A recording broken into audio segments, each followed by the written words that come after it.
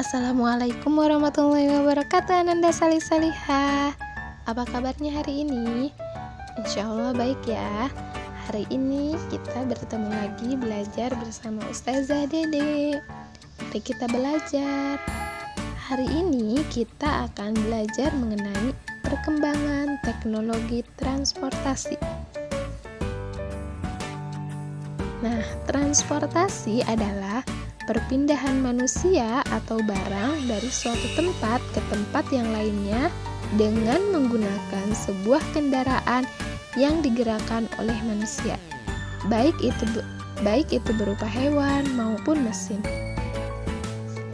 Alat transportasi ini dibagi menjadi 3 bagian.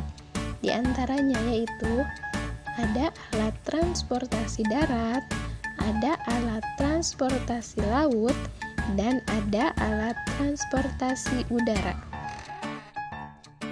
Nah, alat transportasi darat diantaranya ada sepeda, beca, mobil atau bus, sepeda motor, dan lain-lain. Alat transportasi laut diantaranya ada kapal laut, perahu, dan lain-lain. Dan alat transportasi udara yaitu ada pesawat. Ustazah akan coba jelaskan satu persatu ya.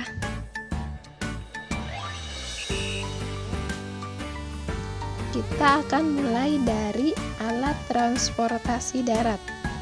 Nah, pada zaman dahulu, alat transportasi darat diantaranya ada sepeda, beca. Nah, sepeda ini adalah salah satu alat transportasi. Dulu banyak orang menggunakan sepeda untuk bepergian, akan tetapi jarak yang ditempuh itu tidak terlalu jauh. Sepeda adalah alat transportasi yang menggunakan tenaga manusia. Selain sepeda, ada juga beca. Nah, sampai sekarang beca masih banyak digunakan. Beca juga mengandalkan tenaga manusia untuk mengoperasikannya.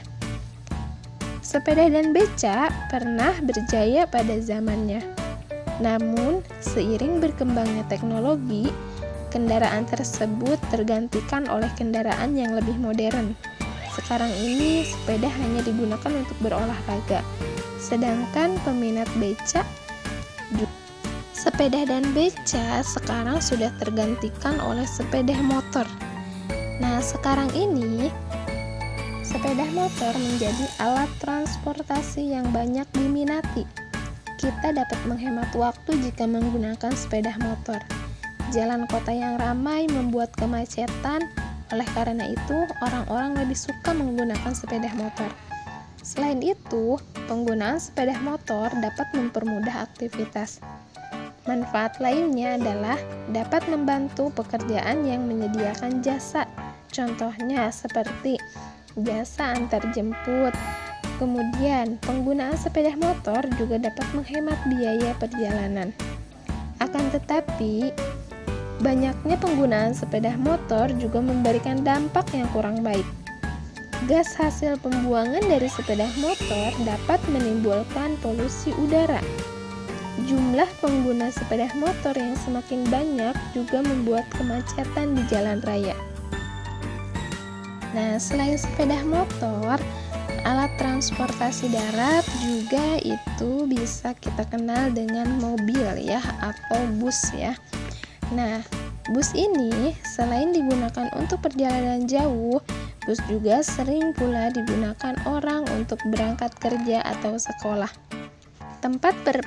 Tempat pemberhentian bus dinamakan terminal. Nah, bus ini dari berbagai kota berkumpul di terminal. Biasanya kondektur menunjuk calon penumpang untuk menaiki busnya. Bus yang beroperasi di dalam kota akan berhenti di setiap halte.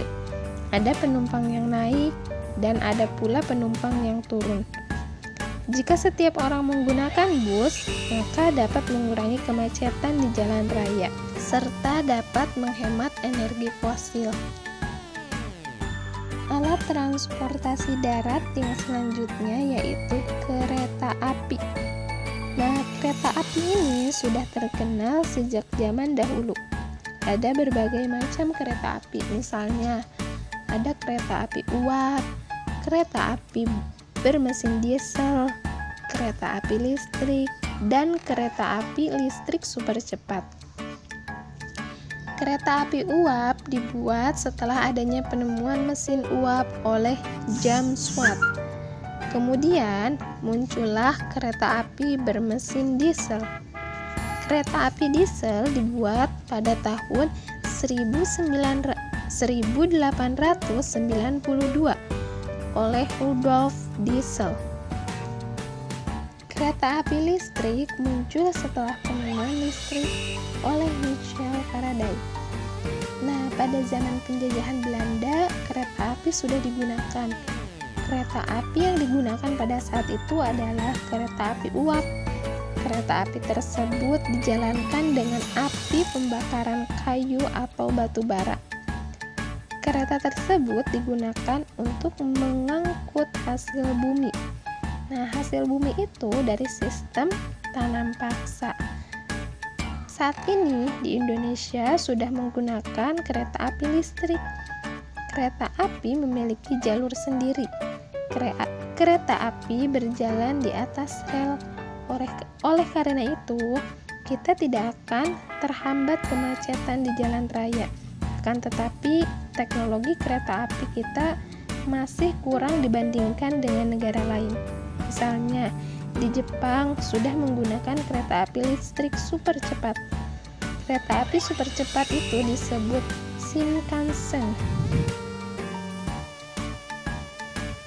Nah, alat transportasi yang selanjutnya yaitu alat transportasi laut atau air ya. Nah, pada zaman dahulu, perahu merupakan salah satu alat transportasi air. Orang-orang menggunakan sampan untuk menyeberang sungai.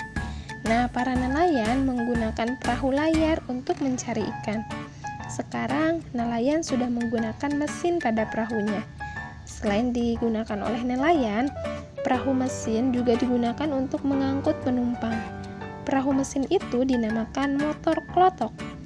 Motor klotok adalah perahu kayu yang dilengkapi mesin diesel. Setelah motor klotok, angkutan barang dan penumpang menggunakan longboat. Nah, longboat adalah perahu motor modern dengan mesin kapasitas besar. Ukuran longboat juga lebih besar dibandingkan motor klotok. Longboat dapat digunakan untuk perjalanan yang jauh, tidak hanya terbatas untuk menyeberangi sungai. Nah, selain itu ada juga speedboat. Speedboat ini dapat melaju dengan sangat cepat. Kecepatannya lebih tinggi dibandingkan longboat. Akan tetapi, speedboat tidak dapat mengangkut penumpang dalam jumlah banyak. Transportasi air yang dapat mengangkut penumpang dalam jumlah banyak, salah satunya adalah kapal feri. Kapal feri adalah alat penyeberangan antar pulau. Tempat berlabuhnya kapal dinamakan pelabuhan, dan orang yang mengemudikan kapal disebut dengan nahkoda. Alat transportasi selanjutnya yaitu alat transportasi udara. Nah, alat transportasi udara ini dinamakan dengan pesawat. Nah, pesawat ini awalnya tercipta karena keinginan manusia untuk terbang. Seseorang bernama Ibnu Firnas meluncur dari sebuah bukit. Nah, ia menggunakan jubah sutra dan seperangkat alat kayu. Dan akhirnya dia bisa terbang meskipun hanya sedikit. Nah, pada tahun 1900, ahli penerbangan Jerman menciptakan balon udara raksasa. Orang tersebut bernama Zeppelin. Ia menggunakan prinsip kapal udara pada pesawatnya. Nah, pesawat tersebut sudah dilengkapi sirip, mesin, dan kemudi. Wright bersaudara terpacu dengan keberhasilan Zeppelin. Mereka merancang pesawat sayap ganda dengan mesin setara 12 tenaga kuda. Nah, pesawat tersebut mampu terbang setinggi 36 meter selama 12 detik. Keberhasilan ini dianggap babak baru perkembangan pesawat terbang. Seiring berjalannya waktu, perkembangan teknologi pesawat semakin pesat. Muncullah pesawat-pesawat teknologi modern. Pesawat modern biasanya digunakan sebagai alat transportasi umum, misalnya pesawat Boeing dan Airbus. Pesawat tersebut mampu mengangkut banyak penumpang. Orang yang mengemudikan pesawat terbang disebut pilot. Selain itu, ada kopilot yang bertugas membantu pilot. Ada juga pramugari dan pramugara yang bertugas melayani penumpang.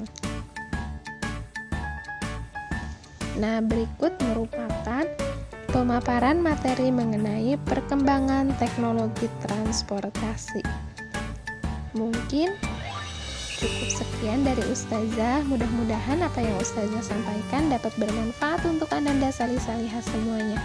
Semangat selalu belajarnya, selalu jaga kesehatan. Wassalamualaikum warahmatullahi wabarakatuh, Ananda salih-salihah.